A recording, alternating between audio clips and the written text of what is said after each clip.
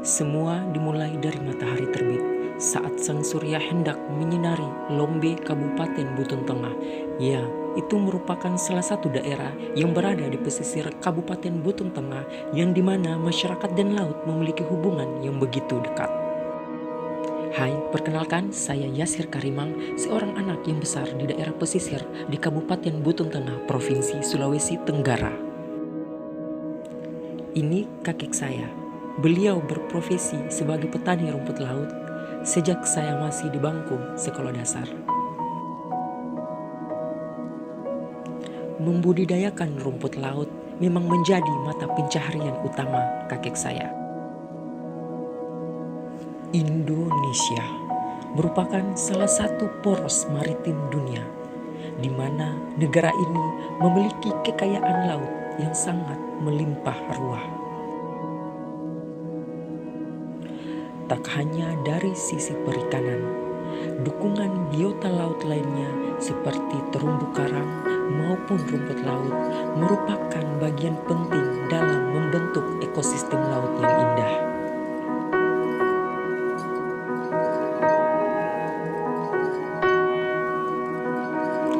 Dalam pembudidayaan rumput laut, pemilihan tambak yang baik sangatlah penting dilakukan agar rumput laut dapat tumbuh dan berkembang sebagaimana mestinya. Selanjutnya, memilih metode budidaya rumput laut. Kakek saya memilih jenis metode apung, di mana harus menggunakan pelampung untuk ke bagian permukaan laut dengan metode jenis tali apung. Tahap selanjutnya yang bisa dilakukan adalah mengumpulkan bibit yang diambil langsung dari perairan.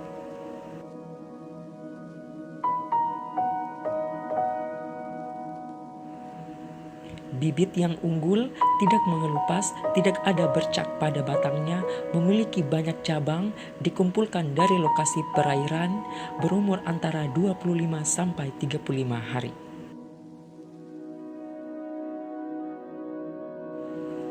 Rumput laut merupakan tanaman air yang memiliki banyak khasiat, mulai dari bahan baku dalam kosmetik hingga bahan pangan.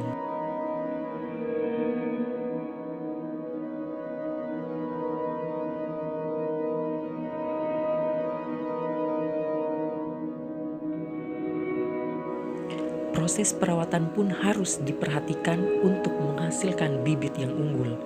Beberapa hal yang perlu dilakukan adalah membersihkan rumput laut dari tanaman hama yang tumbuh di sekitar. Pastikan sinar matahari masuk ke dalam perairan dan selalu periksa rumput laut dari penyakit.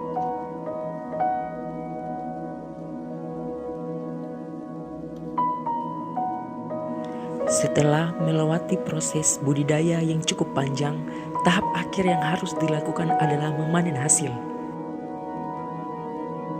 Waktu panen pun juga disesuaikan dari cara dan proses yang akan dilakukan.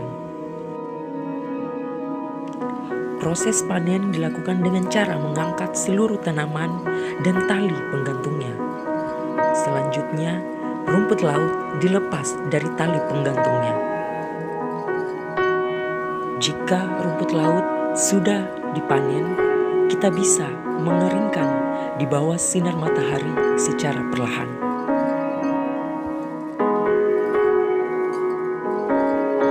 Proses penjemuran biasa dilakukan selama 3 sampai dengan 4 hari tergantung kondisi cuaca.